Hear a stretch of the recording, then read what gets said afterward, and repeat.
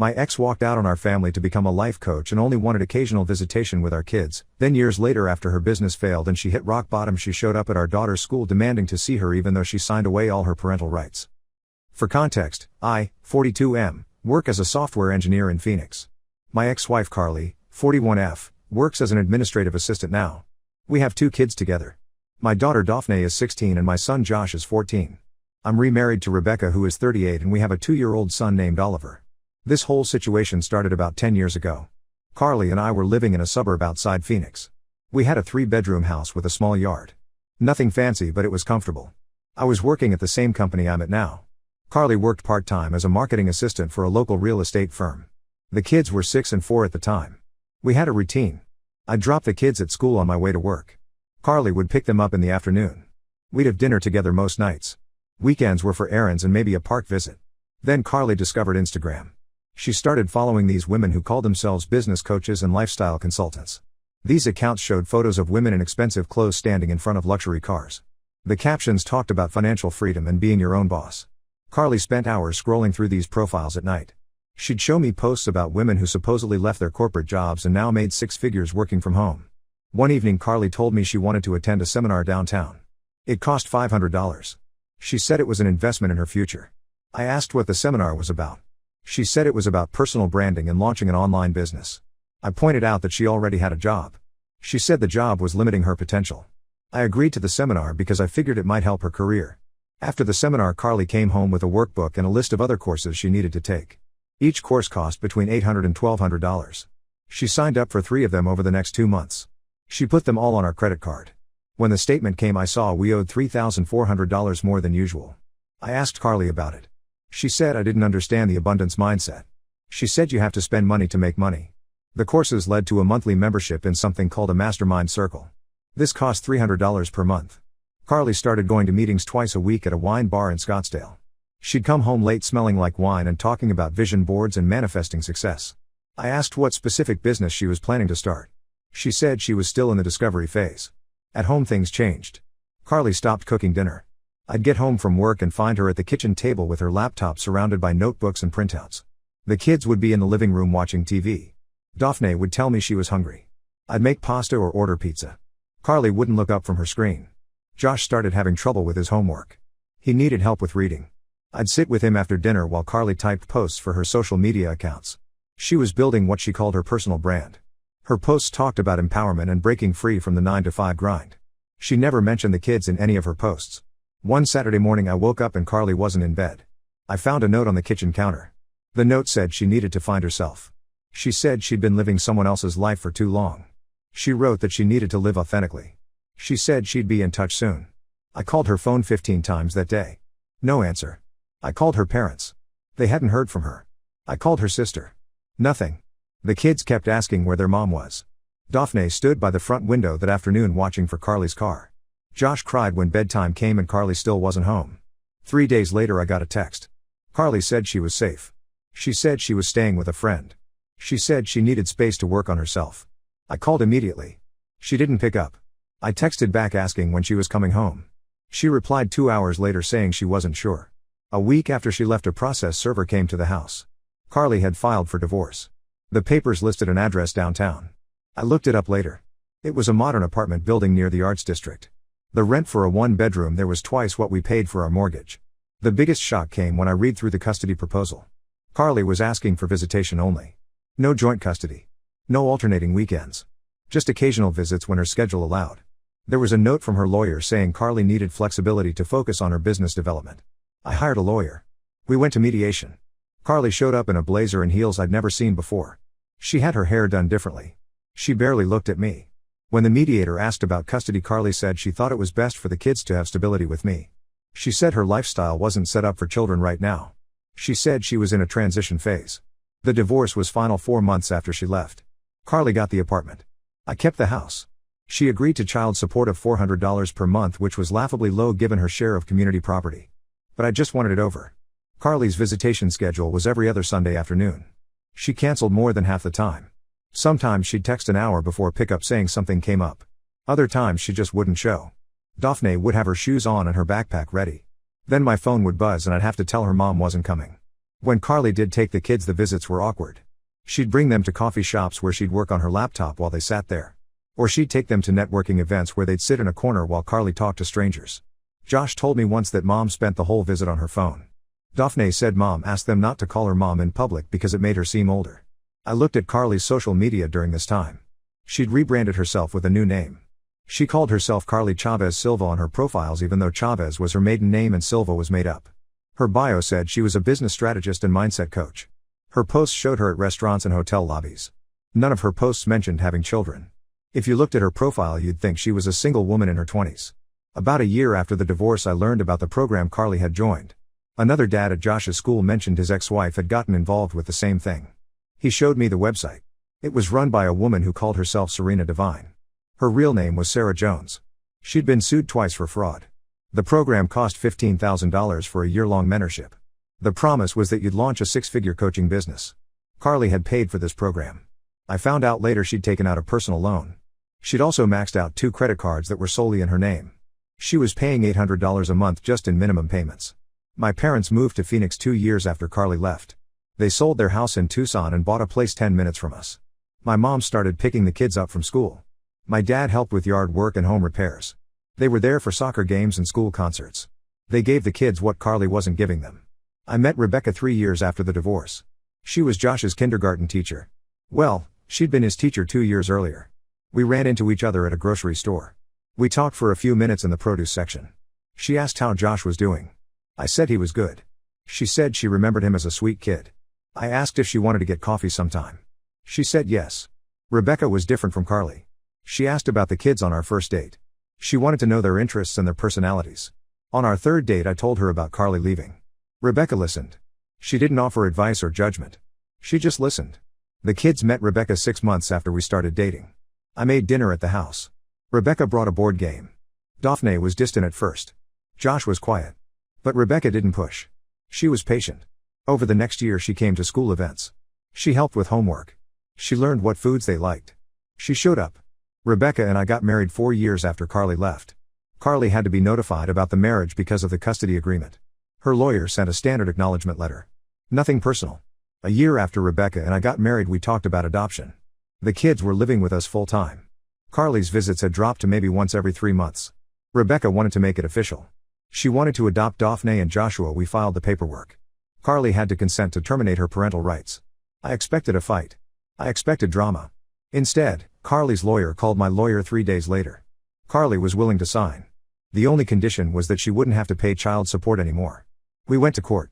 Carly showed up in jeans and a t-shirt. She looked tired. The judge asked her 3 times if she understood she was permanently giving up her rights. Carly said yes each time. She signed the papers. The judge finalized the adoption. Carly walked out of the courtroom without saying anything to the kids. Rebecca adopted Daphne and Josh on a Tuesday in March. We went out for ice cream after. Josh asked if he had to call Rebecca Mom now. Rebecca said he could call her whatever felt right. Daphne started calling Rebecca Mom about a month later. Josh took longer, but eventually he did too. Oliver was born a year after the adoption. Daphne and Josh were good with him. Daphne liked holding him. Josh would make faces to make Oliver laugh. Life settled into a pattern. I worked. Rebecca taught. The kids went to school. We had family dinners. We took trips to California to see the ocean. It wasn't perfect, but it was stable. Then 3 weeks ago, I got a text from Carly. She asked if we could meet for coffee. I didn't respond for 2 days. Rebecca said I should hear her out. I agreed to meet at a coffee shop near my office. Carly was already there when I arrived. She looked different. Her hair was back to its natural brown. No makeup. She wore a plain sweater and jeans. She looked older than 41. She had lines around her eyes I didn't remember. We sat down. Carly ordered black coffee. I ordered nothing. She started talking. She said her business had failed. She said she'd spent years trying to build a coaching practice but never got more than 2 or 3 clients. She said the Serena Devine program had been a scam. She said Serena had been investigated by the FTC and the whole thing fell apart. She said she'd lost all the money she'd invested. Carly said she'd been working as an administrative assistant for the past year. She said she was making $35,000 annually. She said she'd had to declare bankruptcy. She said she was renting a studio apartment in Tempe. Then Carly said she wanted to reconnect with the kids. She said she'd made mistakes. She said she wanted a chance to be in their lives again. She said she understood it would take time, but she was ready to put in the work. I didn't say anything for a minute. Then I told her the kids were doing fine. I told her Daphne was in 10th grade and on the volleyball team. I told her Josh was in 8th grade and liked video games. I told her they both had a mom and it was Rebecca. Carly's face changed. She said Rebecca wasn't their real mom. I said Rebecca was the one who'd been there. I said Rebecca was the one who signed permission slips and made Halloween costumes and sat through dance recitals. Carly said she was their biological mother and that meant something. I told Carly she could write letters to the kids. I said if the kids wanted to respond they could. I said that was the extent of what I was comfortable with. Carly asked why she couldn't just see them. I said because she'd been gone for 9 years. I said the kids didn't know her. I said showing up now would be confusing and unfair. Carly raised her voice. She said I'd poisoned the kids against her. She said I'd turned them into strangers. I stood up. I said she'd done that herself. I said I'd forward her letters to the kids if she sent them to my email. Then I left. I told Rebecca about the meeting that night. She asked what I wanted to do. I said I'd give the kids the option to read Carly's letters or not. Rebecca said that seemed fair. The first letter came 3 days later. I printed it and gave it to Daphne. She read it in her room. She came out 20 minutes later and handed it back to me. She said the letter was fine but she didn't know what to say back. She said it felt like reading a letter from a stranger. Josh didn't want to read his letter. I left it on his desk. It sat there for a week. Eventually he put it in his drawer without opening it. The second letter came a week after the first. Daphne didn't want to read it. I asked if she wanted me to screen them first. She said yes. I read the letter. It was similar to the first one. Carly apologized for being absent. She said she wanted to rebuild their relationship. She asked questions about school and hobbies. Then things escalated. 2 days after the second letter I got a call from Daphne's school. The principal said Carly had shown up asking to see Daphne. The principal said they'd asked Carly to leave because she wasn't listed as an emergency contact. Daphne's contact card listed me, Rebecca, and my parents. Carly's name wasn't there. The principal said Carly had gotten upset. She'd said she was Daphne's mother and had a right to see her. The school security officer had to escort her out. The principal said they'd be adding a note to Daphne's file that Carly was not authorized for pickup or visitation. That evening I got a text from Carly. She said she just wanted to give Daphne a hug. She said she'd waited long enough. She said I wasn't responding to her needs. I replied that showing up at the school was not okay. I said if she did it again I'd file for a restraining order. Carly called me 12 times that night. I didn't answer. She left voicemails saying I was keeping her from her children. She said I was violating her rights. I reminded her by text that she'd signed away those rights 5 years ago. 2 days later Daphne came to me with her phone. She showed me Carly's Facebook page. Carly had posted photos of Daphne and Josh from when they were small. The post said she was working to reunite with her children after years of alienation. The post said their father had turned them against her. The post said she was manifesting a relationship with them. Daphne asked if I'd turned her against Carly. I said no. I said Carly had made her own choices. Daphne said she didn't want Carly posting about her online. I sent Carly an email asking her to take down the posts. She didn't respond. I contacted a lawyer the next day. He said I could file for a restraining order based on the school incident and the social media posts. He said it would likely be granted given that Carly had no legal parental relationship with the kids anymore. I told him to start the paperwork. Before I could file, Carly went quiet. No more letters. No more calls. No more social media posts. I didn't know if my threat of a restraining order had worked or if something else had happened. I waited. Update 1. I didn't expect to be writing an update, but things have moved in a direction I didn't anticipate. After Carly went quiet I thought maybe she'd finally understood the boundaries I'd set. I checked her social media a few times over the next 2 weeks. She deleted the posts about the kids. Her profile went back to generic motivational quotes and photos of sunsets. I figured she'd given up. Then Daphne told me she wanted to write a letter back to Carly. This was about 10 days after the school incident. I asked Daphne if she was sure. She said she'd been thinking about it. She said she wanted to say some things and get them out of her head. I told her to write whatever she needed to write. Daphne spent 3 days working on the letter. She'd write some, then delete it, then start over. I didn't ask to read it. This was her thing. When she finished, she asked me to read it before she sent it. I sat down at the kitchen table and read what she'd written. The letter was direct. Daphne wrote that she understood Carly was her biological mother but that she already had a mom and it was Rebecca. She wrote that Rebecca had been at every volleyball game and every parent-teacher conference. She wrote that Rebecca helped her with college applications and taught her to drive. She wrote that Carly was a stranger to her. She wrote that she didn't have room in her life for another mother. She wrote that she wished Carly well but she didn't want contact anymore. I asked Daphne if this was really what she wanted to say. She said yes. I asked if she wanted to wait a few days to make sure. She said no. She'd already waited long enough. I helped her find Carly's email address. Daphne sent the letter that night. I expected Carly to respond immediately. She didn't. Days went by.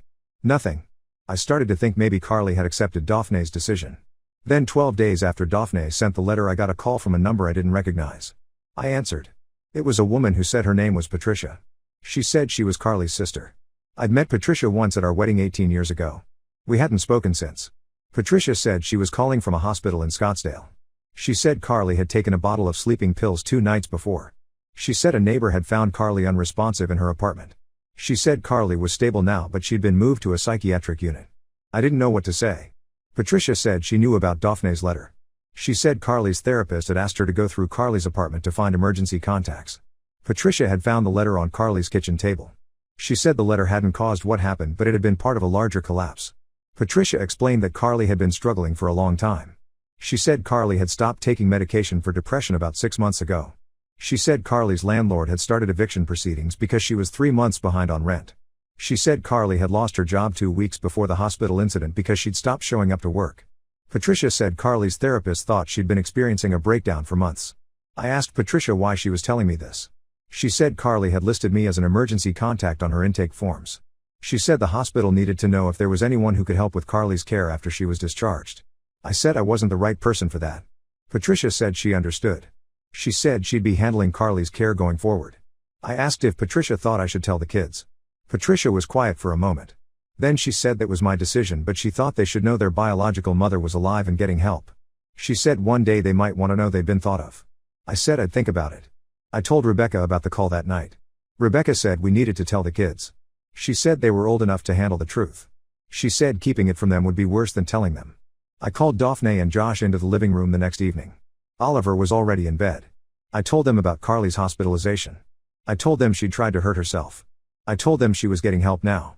Daphne didn't say anything at first. Then she asked if it was because of her letter. I said no. I said Carly had been dealing with a lot of problems and the letter was just one small thing. I said adults are responsible for their own choices and their own health. Daphne said she still felt bad. Josh asked if Carly was going to die. I said no. I said she was safe and being taken care of. Then Daphne asked if they should do something. I asked what she meant. Daphne said maybe they should send flowers or a card. She said even though she didn't want a relationship with Carly, she didn't want her to be dead either. Rebecca said that was very mature. She said sending something might help Daphne feel less guilty. We ordered a bouquet online that night. The card said get well soon and was signed with just Daphne's and Josh's names. No love. No personal message. Just their names. I had it sent to the hospital. 2 days later Patricia called again. She said Carly had been moved to a longer-term psychiatric facility. She said Carly would be there for at least 30 days. She said Carly had seen the flowers. She said Carly had cried when she read the card. Patricia also told me something else. She said Carly had accepted a job transfer before the hospitalization. She said Carly's company had offered her a position in their Portland office. The job started in 6 weeks. Patricia said Carly still planned to take it. She said Carly thought a fresh start in a new city might help. I asked Patricia if Carly knew the kids didn't want contact. Patricia said yes. She said Carly's therapist had talked with her about boundaries. She said Carly understood she needed to respect what Daphne had written. Patricia said Carly wouldn't be reaching out again. Patricia said she wanted to stay in touch though. She said she'd been a bad aunt. She said she'd let Carly's drama keep her away from Daphne and Joshua. She said she'd like to change that if we were open to it. She said she'd like to send birthday cards and maybe visit sometime. I said I'd talk to the kids. I asked Daphne and Josh if they wanted contact with their Aunt Patricia. Daphne said maybe. She said it might be nice to know someone from Carly's side of the family. Josh said he didn't care either way. I gave Patricia my email address. She sent a message 2 days later with her phone number and address. Carly left for Portland 3 weeks after getting out of the psychiatric facility. Patricia told me Carly had packed up her apartment and driven north. Patricia said she'd helped Carly load the moving truck. She said Carly looked different. Calmer maybe. Or just defeated. Patricia wasn't sure which. Patricia sent a text when Carly reached Portland. She said Carly was settled in a small apartment near her new office. She said Carly had promised to stay on her medication and see a therapist weekly. Patricia said she'd be checking in regularly. That was 4 days ago. I don't know what happens next. Carly is in Oregon now. That's a 2-day drive from here. The distance feels right. Close enough that she exists somewhere. Far enough that we don't have to deal with the chaos. Daphne asked last night if I thought Carly would try to contact her again. I said I didn't know. I said if she did, Daphne could decide how to respond. Daphne said she hoped Carly found whatever she was looking for in Portland. She said she meant that. Then she went back to her homework. Josh hasn't mentioned Carly since we sent the flowers. He seems fine. He's focused on a project for school. He's building a model rocket. He asked Rebecca to help him with the math. Rebecca sat with him at the kitchen table for an hour last night working through equations. I watched them from the doorway. That's what family looks like. People showing up. People staying. Update 2: Things were quiet for about 6 weeks after Carly moved to Portland. Patricia sent updates every couple of weeks. Carly was going to work. Carly was seeing her therapist. Carly had joined some kind of group for people rebuilding their lives. I'd forward the updates to Rebecca. We'd read them and then not think about it much. Then last month something happened that I didn't see coming. Josh came home from school and said he wanted to talk. This was unusual. Josh doesn't initiate serious conversations. He's the kid who answers questions with one word and then disappears into his room. So when he sat down at the kitchen table and asked if we could talk, I knew something was up. Josh said his history teacher had assigned a family tree project. Students had to research 3 generations and present the information to the class. Josh said he needed to include Carly's side of the family. He said he didn't know anything about Carly's parents or grandparents. He asked if I could help him find information. I told Josh I didn't know much about Carly's family. I'd met her parents a handful of times before we got married. They'd lived in New Mexico. Her dad had died of a heart attack about a year before Carly left. Her mom had died of cancer 2 years after that. I knew Carly had the one sister, Patricia. I didn't know anything about grandparents or extended family. Josh asked if he could reach out to Patricia. I said that was fine. I gave him Patricia's email address. Josh sent a message that night asking if Patricia could tell him about the family history. Patricia responded the next day with a long email. She included names and dates going back to Carly's great-grandparents. She attached old photos. She wrote stories about family members. She told Josh their great-grandfather had immigrated from Mexico in the 1940s. She said he'd worked in copper mines in Arizona. She said their grandmother had been a teacher. Josh seemed interested in all of this. He spent a week putting together his presentation. He made a poster board with photos and a family tree diagram. He practiced his presentation in the living room. Rebecca and I listened. Daphne listened too. It was strange hearing Josh talk about Carly's family like they were real people with real lives. I'd stopped thinking about them as anything other than people who'd been connected to Carly. The night before Josh's presentation was due, he asked me a question. He asked if I thought Carly's family explained why she'd left. I asked what he meant. Josh said Patricia's email mentioned that Carly's mom had struggled with mental health issues. He said maybe Carly leaving had something to do with that.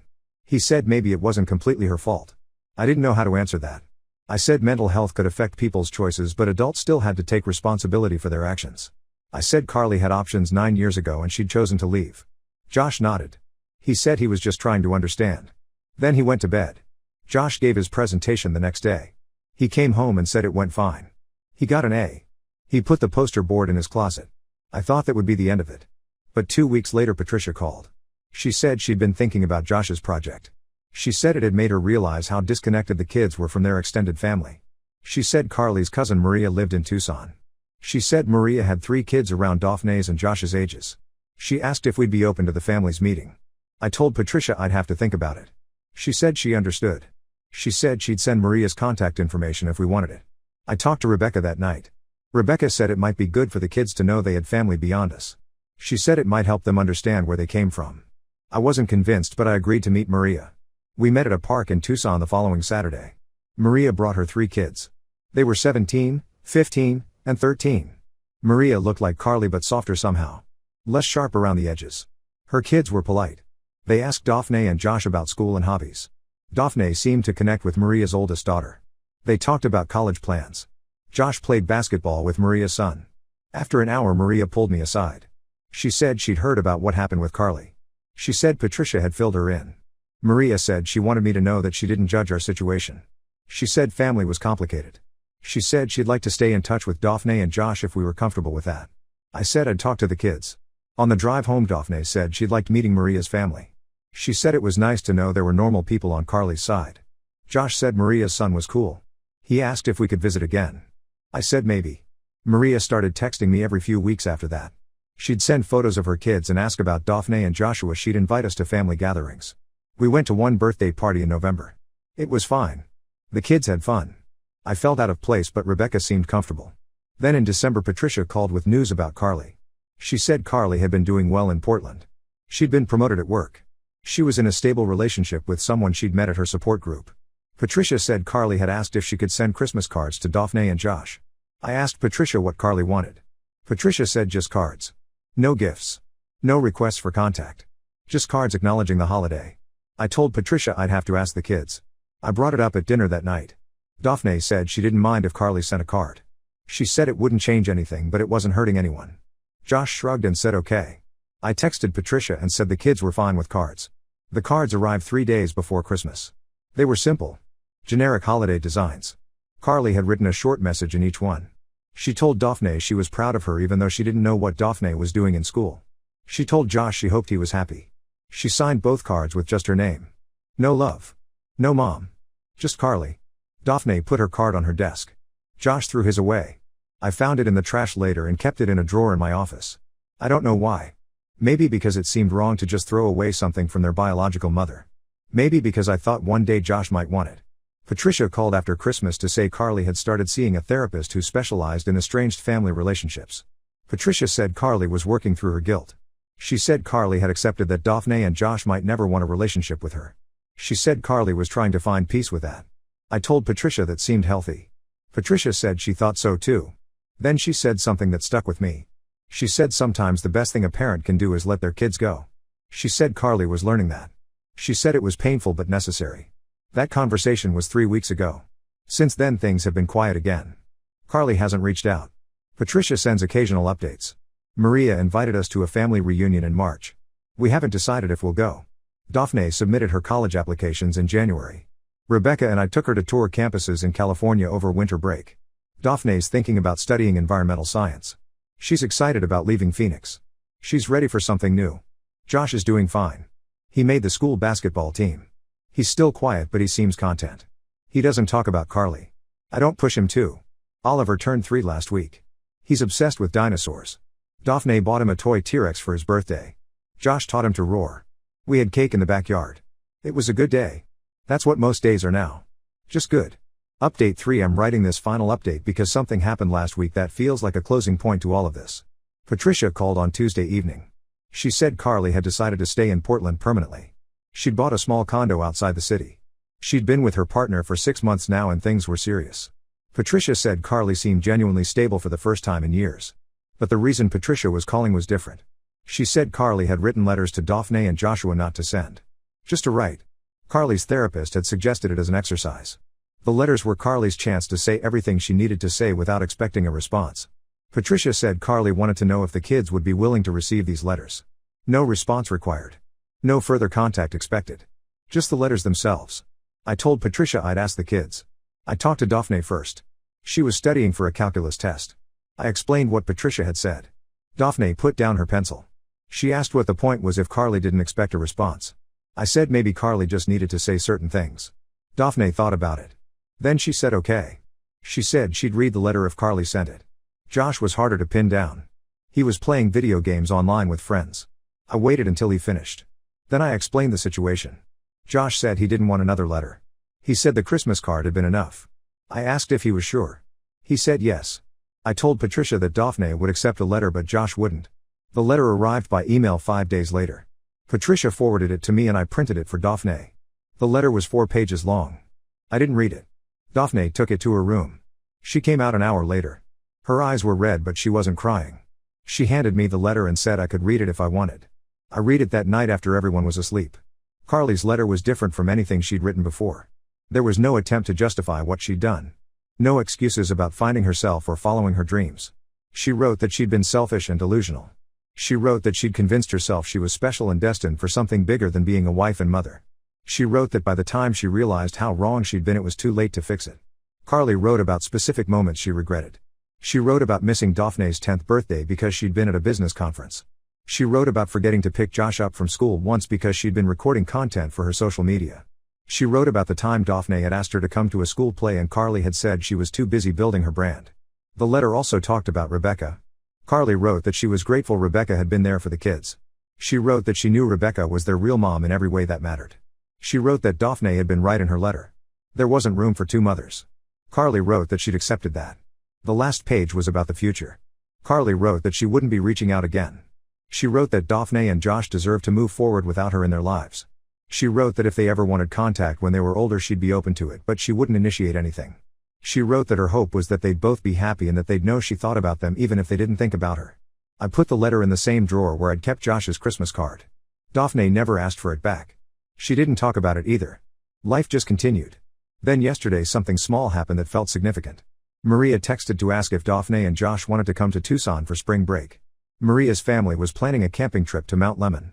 She said her kids had been asking about Daphne and Joshua. She said it would be fun. I showed the text to Daphne. She said she wanted to go. I asked Joshua, he said camping sounded cool. I texted Maria back and said we'd come. Rebecca asked later if I was okay with the kids spending time with Carly's family. I said I was. She asked why. I said because Maria and Patricia weren't Carly. They were just people who happened to be related to Carly. They'd shown up. They'd been consistent. That mattered. Rebecca said something then that I've been thinking about since. She said family isn't always the people you're born to. Sometimes it's the people who choose to stay. She said Daphne and Josh were lucky because they had both kinds of family now. They had us and Oliver. They had my parents. And they had Maria and Patricia and the extended family that came with them. She said that was a good thing. I think she's right. The kids aren't defined by Carly's absence anymore. They're not waiting for her to come back or fix things. They've moved on. They have lives full of people who show up. Daphne got her acceptance letters last week. She got into 3 UC schools in Arizona State. She's leaning toward UC Santa Barbara. She's planning to study marine biology now instead of environmental science. She changed her mind after our California trip. She wants to live near the ocean. Josh made the honor roll this semester. His grades had been average before. Something clicked this year. He's talking about taking advanced classes next year. He wants to study engineering like me. I told him he should do whatever interests him, but he said he likes the idea of building things. Oliver is talking more. Full sentences now. He follows Daphne and Josh around the house. He wants to do whatever they're doing. Daphne lets him help with her homework sometimes. He sits next to her and scribbles in a notebook. Josh plays with him after dinner. They build block towers together. Last Sunday we went to my parents' house for dinner. My mom made enchiladas. My dad grilled chicken. Daphne helped set the table. Josh played catch with Oliver in the backyard. Rebecca made dessert. We sat around the table and talked about nothing important. What everyone was doing at school. A funny thing that happened at work. Oliver's new words. That's what life is now. Ordinary moments with people who are present. No drama. No chaos. No waiting for someone to come back. Just us moving forward. Patricia sent a text this morning. Carly got engaged. The wedding is in June in Portland. Small ceremony. Just immediate family and close friends. Patricia said she'd be going. She asked if I wanted her to pass along any message to Carly. I said no. I said I hoped Carly would be happy. Patricia sent back a thumbs up. I haven't told the kids about the engagement yet. I will eventually. Maybe at dinner tonight. Or maybe it can wait. It doesn't feel urgent. Carly's life is her life now. It's separate from ours. That separation is healthy. Daphne leaves for college in 5 months. She's excited. She's ready. Josh will be in high school next year. He's already taller than Rebecca. He's becoming his own person. Oliver will start preschool in the fall. He's growing up fast. Life keeps moving. We keep moving with it. That's the update. That's where things are. And honestly, that feels like enough. Now let's move to the next story. Story 2. My daughter slept with my business partner who I was planning to make my heir and had been treating him like a son for years. He was supposed to inherit my construction company, but now everything is ruined. I'm a 45-year-old single father who has been raising my daughter Candace, 22F, on my own since she was 8 years old. Her mother walked out on us when Candace was young, saying she couldn't handle the responsibility of being a parent. I never remarried or had any serious relationships after that. Candace became my entire world. I run a small construction company that I built from nothing. For the past 15 years, it's been just me and a handful of employees. The work is hard, but it pays well, and I've managed to provide a good life for Candace. She went to private school, had everything she needed, and I made sure she never felt the absence of her mother too much. We've always been close. She calls me every day, comes over for dinner twice a week, and we spend most weekends together working on projects around my house or just watching movies. 3 years ago, I hired Elijah, 29M, as a project manager. He was fresh out of college with a degree in construction management and seemed eager to learn. At first, I was skeptical about hiring someone so young for such an important position, but he proved himself quickly. Elijah is smart, hardworking, and has great leadership skills. The crew respects him, and he's helped grow the business significantly. Our revenue increased by 40% in the 2 years he's been with us. Elijah comes from a rough background. His father left when he was 12, and his mother struggled with addiction. He put himself through college working construction jobs during summers and nights. When he told me his story, I saw a lot of myself in him. I started treating him like the son I never had. I invited him to family dinners, included him in our weekend activities, and even took him on a vacation to Florida last year along with Candace. About 6 months ago, I started thinking about succession planning. I'm not getting any younger, and the physical demands of construction work are taking their toll. Candace graduated college last year with a degree in marketing, but she's never shown interest in the construction business. She works at a small advertising agency downtown and seems happy there. Elijah, on the other hand, knows every aspect of my business and has the skills to run it. I decided to gradually transition more responsibilities to Elijah and eventually make him a full partner. I had my lawyer draft partnership papers that would give him 30% ownership initially, with the option to buy me out completely when I retire. I plan to tell him about this arrangement on his 30th birthday next month. I even bought him an expensive watch as a gift to mark the occasion. Candace knew about my plans for Elijah. I discussed it with her several times to make sure she was okay with it. She said she understood and supported my decision. She told me she was glad I had found someone trustworthy to take over the business and that she knew Elijah would take care of everything I had built. I was relieved that she wasn't upset about me essentially giving away her inheritance to someone outside the family. The three of us spent a lot of time together over the past year. Elijah would come over for dinner at least once a week, and we'd often work on home improvement projects together on Saturdays. Candace seemed to enjoy his company, and I thought it was nice that she had a big brother figure in her life.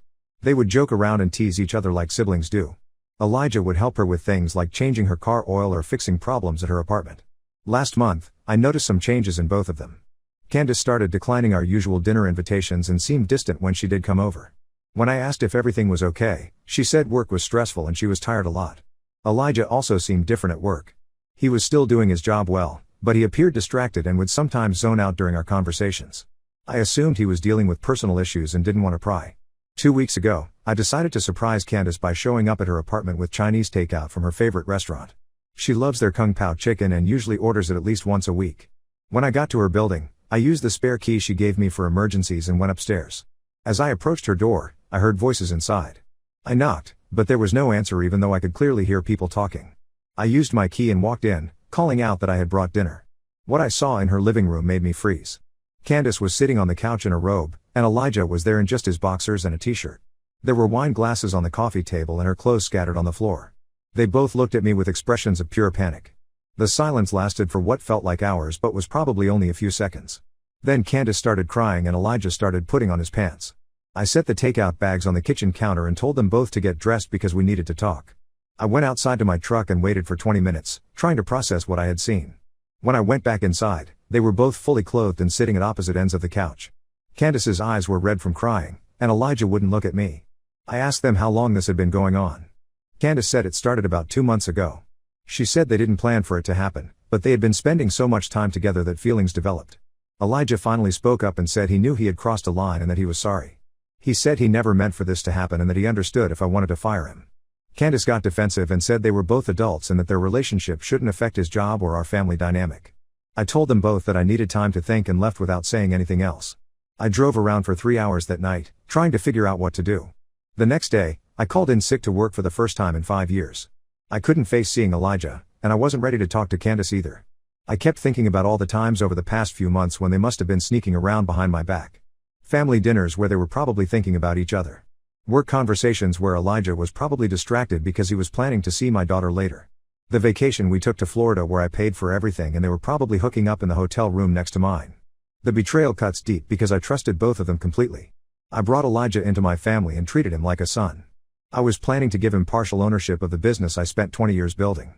Candace is my only child, and I thought we had a relationship built on honesty and trust. Now I feel like I don't know either of them. I also can't stop thinking about the practical implications. If I fire Elijah, I lose the best employee I've ever had and someone who knows all the details of my business operations. If I don't fire him, I have to work with someone who's been lying to me for months and is now sleeping with my daughter. Either way, our working relationship is destroyed. As for Candace, I don't know how to move forward with her either. She's my daughter and I love her, but I feel like she's chosen Elijah over me by keeping this secret. She had multiple opportunities to tell me what was happening, but she chose to let me find out in the most humiliating way possible. The partnership papers are still sitting on my desk at work. I was so excited to give Elijah this opportunity, and now I don't know what to do with them. Part of me wants to tear them up and part of me wonders if I'm overreacting to something that shouldn't affect business decisions. I haven't spoken to either of them since that night. Candace has called me dozens of times and sent long text messages apologizing and asking me to call her back. Elijah has also reached out, saying he wants to explain everything and that he hopes we can work through this. I don't know what to say to either of them. Am I wrong to feel this betrayed? Should I separate their personal relationship from my business and family relationships? I feel like I'm losing both my daughter and my heir apparent, and I don't know how to handle any of this. Update 1: I got a lot of helpful comments on my original post, so I wanted to update everyone on what's happened since then. The past few weeks have been rough, but I think I'm starting to see things more clearly now. First, I want to address some of the comments I received. A lot of people said I was overreacting and that Candace and Elijah are both adults who can make their own choices. Others said I had every right to feel betrayed because they went behind my back. Both perspectives helped me think through this situation. The day after I posted, Candace showed up at my house unannounced. She said she couldn't handle me ignoring her calls and texts anymore. We sat in my kitchen for 2 hours talking about everything. She explained that she and Elijah had been attracted to each other for months but didn't act on it because they knew it would complicate things. She said the feelings got stronger during our Florida vacation, and they finally got together about a week after we got back. Candace told me she wanted to tell me about their relationship several times but didn't know how. She was worried I would be angry and that it would affect Elijah's job. She also said she knew how much I cared about Elijah and didn't want to put me in a difficult position. When I asked why she didn't just tell me from the beginning, she said she wasn't sure if the relationship would last and didn't want to create drama over something that might not work out. The conversation was difficult, but it helped me understand her perspective. She cried when she told me how sorry she was for lying and said she never meant to hurt me. She begged me not to let this ruin our relationship. I told her I needed more time to process everything, but I was glad she came over to talk. 2 days later, Elijah asked to meet me for coffee after work. I agreed because I knew we needed to have a conversation about his future with the company. He looked terrible when he showed up. He'd lost weight and had dark circles under his eyes. He said he hadn't been sleeping well since everything came out. Elijah told me his side of the story, which was mostly the same as Candace's. He said he tried to fight his feelings for her because he didn't want to jeopardize our relationship or his job. He said Candace pursued him first, but he should have been stronger and shut it down immediately. He apologized repeatedly and said he understood if I wanted to fire him. Then he said something that surprised me.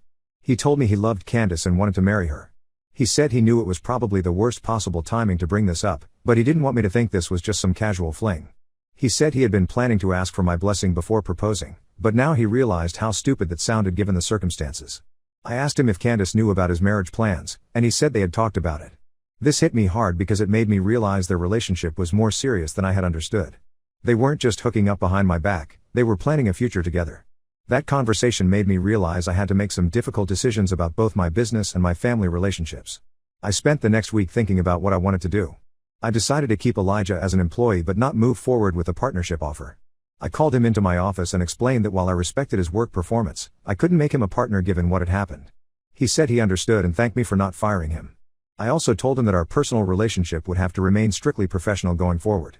The partnership papers went into my filing cabinet, and I started looking into other succession planning options. I contacted a business broker to get an idea of what my company might be worth if I decided to sell it in a few years instead of passing it on to someone else. As for Candace, I decided to try rebuilding our relationship slowly. I started answering her calls and agreeing to meet for lunch occasionally. The first few conversations were awkward, but gradually we started talking about other things besides Elijah. She told me about her work projects and asked about mine. It felt like we were both trying to find our way back to some kind of normal relationship. However, I discovered something 3 weeks ago that changed everything again. I was at the bank making a deposit for the business when I ran into my neighbor Janet. She mentioned that she had seen Elijah's truck at my house several times over the past few months when I wasn't home. She said she had assumed I knew about it, but when I looked confused, she realized she might have said something she shouldn't have. I asked Janet for more details, and she told me she had seen Elijah's truck in my driveway on at least 6 different weekdays over the past 2 months. She specifically remembered because she thought it was odd that he would be there when my truck wasn't in the driveway. She assumed he was doing some kind of work on the house for me. This information bothered me because Candace had never mentioned spending time at my house with Elijah. I started thinking about other things that didn't add up. There were times when I had called Candace and she said she was at home, but there was background noise that didn't match her apartment. There were also a few occasions when I had stopped by her place and she took a long time to answer the door, saying she had been in the shower. I realized they had probably been using my house as a meeting place when they thought I would be at work. The idea of them being together in my home, in rooms where I eat and sleep and relax, made me feel violated in a way I hadn't expected. I confronted Candace about this during our next lunch meeting. She admitted that she and Elijah had spent time at my house a few times when I was at work. She said they never went into my bedroom or anything like that, but they had watched movies in my living room and cooked dinner in my kitchen a couple of times. She said she didn't think it was a big deal because she still had her key and considered it her home too. I told her that using my house for her secret relationship felt like a violation of my trust and my privacy. She got defensive and said she had grown up in that house and should be able to bring her boyfriend there. I pointed out that Elijah wasn't just her boyfriend, he was my employee who I had trusted with access to my home and my family. The conversation escalated into an argument. Candace said I was being unreasonable and controlling. She said I was punishing her for falling in love with someone I had introduced her to. I told her the issue wasn't who she was dating, but how she had gone about it. The lying, the sneaking around, and the use of my home had broken my trust in ways I didn't know how to repair. We haven't spoken since that argument 2 weeks ago. She sent me a few text messages apologizing for getting angry, but I haven't responded. I feel like every time I think we're making progress, I discover something new that makes me question everything. Elijah and I maintain a professional relationship at work, but it's tense. He does his job well, but there's an awkwardness that wasn't there before. Some of the other employees have noticed the change in our dynamic, though I don't think they know the details of what happened. I'm not sure what the next step should be. Part of me wants to try to repair my relationship with Candace, but I don't know if I can get past the feeling that she chose Elijah over me. I also don't know if I can continue working with Elijah long-term given everything that's happened. The business is doing well financially, but the personal relationships that used to make work enjoyable are gone. I feel like I'm starting over in a lot of ways, and I'm not sure I have the energy for it at my age. Update 2: I need to update everyone again because the situation has gotten more complicated. I appreciate all the support and advice I've received from my previous posts. About a month ago, I made a decision that I thought would help me move forward. I put my house on the market. Living there had become uncomfortable after learning that Candace and Elijah had been spending time there without my knowledge. Every time I walked through my living room or kitchen, I thought about them being there together while I was at work. I decided a fresh start in a new place might help me process everything that had happened. The house sold faster than I expected. I found a smaller place across town and started the moving process. I didn't tell Candace about the sale initially because we still weren't talking regularly. I figured she would find out eventually and we could deal with it then. Candace found out about the house sale when she drove by and saw the sold sign in the yard. She called me immediately, and she was upset. She said that house was her childhood home and she couldn't believe I would sell it without telling her. She asked if she could come over to get some of her things before I moved. I agreed to let her come by the following Saturday. She showed up with Elijah, which I wasn't expecting. She said he was there to help her carry boxes. I let them in, but I stayed in the garage organizing tools while they went through her old bedroom and the basement storage area. After about an hour, Candace came out to the garage and asked if we could talk. She said she had been thinking about our last conversation and realized she had been selfish. She apologized for using my house without permission and said she understood why that had hurt me. She said she missed our relationship and wanted to find a way to move forward. I appreciated her apology, but I told her I still needed time to rebuild trust. She asked if I would be willing to have dinner with her and Elijah so we could all try to clear the air. I wasn't sure about including Elijah in the conversation, but I agreed to think about it. The next week, I decided to take Candace up on her dinner invitation. I figured it was time to have an honest conversation with both of them about where we stood. We met at a restaurant downtown that we used to go to for Candace's birthday celebrations. The dinner started off awkwardly, but gradually we began talking more naturally. Elijah told me he had been miserable for the past few months because he valued our relationship and hated how things had ended up. He said working for me had been the best job he'd ever had, and losing my respect was harder than he had expected. Candace talked about how much she missed our weekly dinners and weekend projects. She said she had been hesitant to date anyone seriously because she worried about how it would affect our relationship, but with Elijah it had felt natural because he was already part of our family dynamic. Then Elijah said something that caught me off guard. He told me he had been offered a job with a larger construction company in another city. The position would be a significant promotion with better pay and benefits. He said he had been considering taking it because he thought it might be better for everyone if he wasn't around anymore. Candace looked shocked when he mentioned the job offer. She said this was the first time she was hearing about it. Elijah said he had been debating whether to tell her because he wasn't sure what he wanted to do. He said he didn't want to leave her, but he also didn't want to be the reason her family was falling apart. I found myself in a strange position. Part of me thought it would be easier if Elijah moved away and I didn't have to deal with the complicated dynamics at work. But another part of me realized that he was genuinely a good employee and a decent person who had gotten involved in a messy situation. I told Elijah I thought he should make the decision based on what was best for his career, not on our personal issues. I said I didn't want him to feel like he had to leave town because of what had happened. Candace got emotional and said she didn't want him to take the job just to avoid dealing with their relationship problems. After dinner, I went home and thought about the conversation. I realized that I had been holding on to anger and hurt feelings for months, and it wasn't helping anyone. Candace and Elijah were both adults who had made choices about their relationship, and continuing to punish them wasn't going to change anything. I decided to try a different approach. The next Monday, I called Elijah into my office and told him I didn't want him to take the job offer because of our personal situation. I said he was a valuable employee and I wanted him to stay with the company. I also told him that while I couldn't offer him the partnership I had originally planned, I was willing to discuss other ways to recognize his contributions and give him more responsibility. Elijah seemed relieved by this conversation. He said he would turn down the other job offer and commit to staying with my company. We agreed to work on rebuilding our professional relationship gradually. I also called Candace and asked if she wanted to have lunch the following weekend. She said yes, and we met at a cafe near her apartment. I told her I was sorry for how I had handled the situation and that I wanted to repair our relationship. She cried and said she had been afraid she had lost me forever. We talked for 3 hours that day. Candace told me more about her relationship with Elijah and how serious they were about each other. She said they had been talking about moving in together and possibly getting engaged within the next year. This was difficult to hear, but I tried to be supportive. However, the conversation took an unexpected turn when Candace mentioned something about Elijah's family. She said his mother had been clean for over a year and that Elijah had been sending her money to help with her recovery program. She mentioned that he had been stressed about his mother's situation and that it had been affecting his work performance. This surprised me because Elijah had never mentioned his mother's recovery or any financial stress to me. When I asked Candace for more details, she realized she might have shared something Elijah hadn't wanted me to know. She said Elijah was proud and didn't like to talk about his family problems at work. The next day, I approached Elijah about what Candace had told me. He looked embarrassed and confirmed that he had been helping his mother financially. He said she had been in a recovery program for the past year and was doing well, but the costs were significant. He had been sending her money for rent and program fees, which was why he had been interested in the other job offer with higher pay. I asked Elijah why he hadn't told me about his situation. He said he didn't want to seem like he was asking for a raise or special treatment. He said he preferred to keep his personal and professional lives separate. This conversation made me realize that Elijah had been dealing with significant stress that I hadn't been aware of. It also made me think about how the events of the past few months had affected everyone involved. Elijah had been supporting his mother, dealing with relationship complications, and managing the fallout from our confrontation, all while trying to maintain his work performance. I decided to offer Elijah a raise and additional responsibilities that would help him financially without making him feel like he was receiving charity. I also told him that if he ever needed flexibility with his schedule to deal with family issues, he should let me know. Things seemed to be improving until last week when I discovered something that has made me question everything again.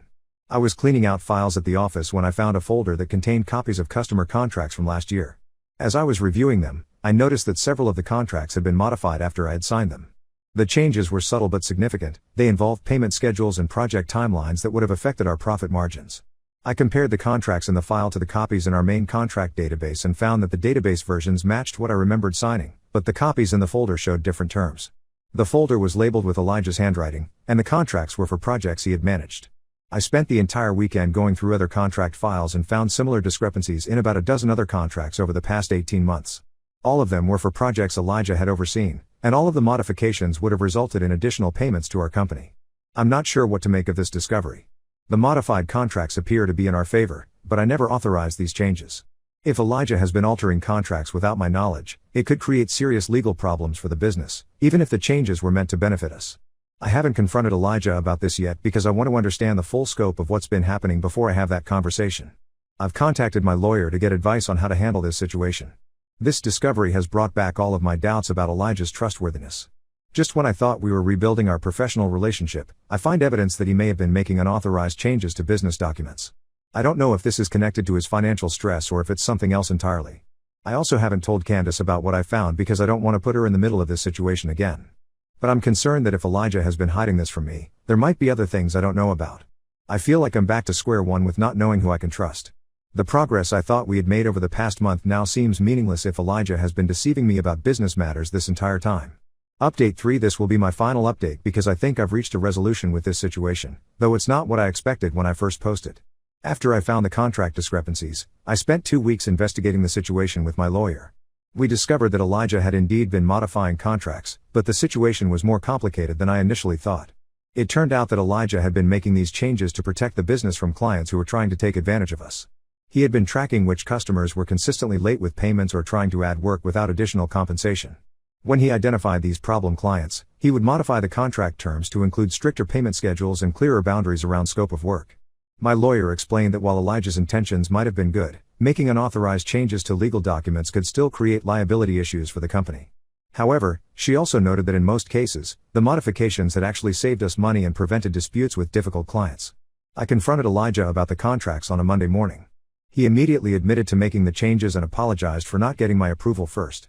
He explained that he had been trying to protect the business from clients who he saw as problematic, but he realized he should have discussed his concerns with me instead of taking action on his own. Elijah said he had been planning to tell me about the contract modifications for months, but he kept putting it off because he was worried about how I would react. He said the stress of keeping this secret, combined with everything else that had been happening, had been affecting his work and his relationship with Candace. I told Elijah that while I appreciated his efforts to protect the business, I couldn't have an employee making changes to legal documents without my knowledge, regardless of his intentions. I said this discovery had destroyed what little trust we had managed to rebuild over the past few months. Elijah offered to resign immediately. He said he understood that I couldn't trust him anymore and that it would be better for everyone if he left the company. He asked me not to tell Candace about the contract situation because he wanted to explain it to her himself. I spent the next few days thinking about what to do. On one hand, Elijah had violated my trust again by making unauthorized changes to business documents. On the other hand, his modifications had actually benefited the company, and his motivations seemed to be genuine concern for the business rather than personal gain. I also realized that this pattern of Elijah making decisions without consulting me was probably connected to the way I had been managing the business. I had been treating him like a partner in many ways, giving him significant responsibility and authority, but I hadn't clearly defined the boundaries of his role. This confusion might have led him to believe he had more authority than he actually possessed. After consulting with my lawyer and my accountant, I decided to let Elijah stay with the company but with clearly defined limitations on his authority. I created a written job description that outlined exactly what decisions he could make independently and what required my approval. I also implemented a system for regular check-ins to ensure better communication about business decisions. Elijah was grateful for the opportunity to stay, and he signed the new job description without any objections. He also agreed to attend quarterly meetings with me and my lawyer to review any questions about his authority or decision-making. As for the personal situation with Candace, I decided to step back and let her make her own choices about her relationship. I told her I would try to be supportive of her decision to be with Elijah, but I needed her to understand that my trust in both of them had been damaged and would take time to rebuild. Candace appreciated my willingness to try to move forward, but she was hurt by my continued reservations about Elijah. She said she felt like I was holding their past mistakes against them forever and that nothing they did would ever be good enough to earn my forgiveness. This conversation made me realize that I had been expecting Candace and Elijah to somehow prove themselves worthy of my trust again, but I hadn't clearly communicated what that would look like. I had been keeping them in a state of uncertainty where they didn't know how to rebuild our relationships. I decided to have one final conversation with both of them together. I told them that I had been struggling to separate my personal feelings from my business and family relationships. I said I was willing to accept their relationship and move forward, but I needed them to understand that there would be consequences for the trust that had been broken. For Elijah, the consequence was the new job description and oversight system at work. For Candace, the consequence was that our relationship would be different going forward. I would still be her father and I would still love her, but I wouldn't be as involved in her personal life as I had been before. Both of them accepted these terms. Elijah said he was willing to work within whatever boundaries I set, and Candace said she understood that rebuilding trust would take time. 6 weeks ago, Candace and Elijah got engaged. Candace called to tell me about the engagement and asked if I would walk her down the aisle when they got married. I said yes, but I also told her that I wouldn't be paying for the wedding. I said this wasn't meant as a punishment, but rather as a way of establishing that she and Elijah were adults who needed to take responsibility for their own choices and their own lives. Candace was disappointed by my decision about the wedding costs, but she said she understood. She and Elijah have started planning a smaller wedding that they can afford on their own. Last week, Elijah gave me his 2 weeks' notice. He said he had decided to take a position with another company after all. He said working for me had become too complicated because of the personal relationships involved, and he thought it would be better for everyone if he found a job elsewhere. I was surprised by his decision, but I also felt relieved. Having Elijah as an employee while he was engaged to my daughter was always going to be complicated. His departure will eliminate the conflict of interest and allow me to focus on running my business without the personal drama. Candace was upset when Elijah told her about his decision to leave my company. She said she felt like he was abandoning the family business and that it proved he wasn't as committed to being part of our family as he had claimed. Elijah said he was trying to do what was best for everyone, but Candace saw it as another betrayal. Their argument about his job decision has created tension in their relationship. Candace has been calling me more frequently over the past few weeks, and I think she's starting to have doubts about their engagement. She hasn't said this directly, but she's been asking me questions about relationships and trust that suggest she's reconsidering her choices. I haven't offered advice about her relationship with Elijah because I don't think it's my place to influence her decision. She's an adult who needs to figure out what she wants without interference from me. If she decides to end the engagement, I'll support her. If she decides to go through with a wedding, I'll support that too.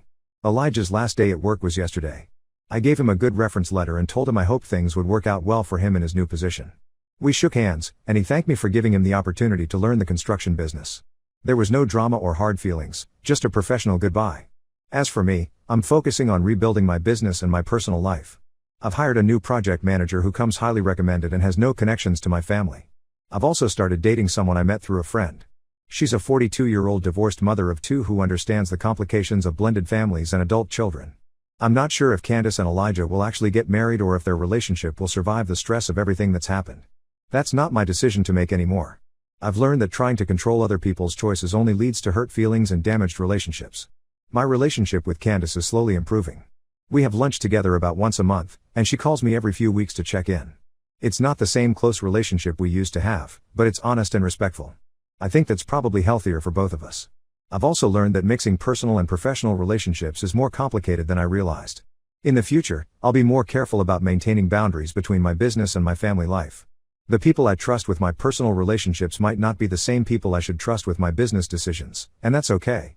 This whole experience has been painful, but it's also taught me some important lessons about trust, boundaries, and letting go of control. I'm in a better place now than I was when I first posted, even though the outcome isn't what I originally hoped for.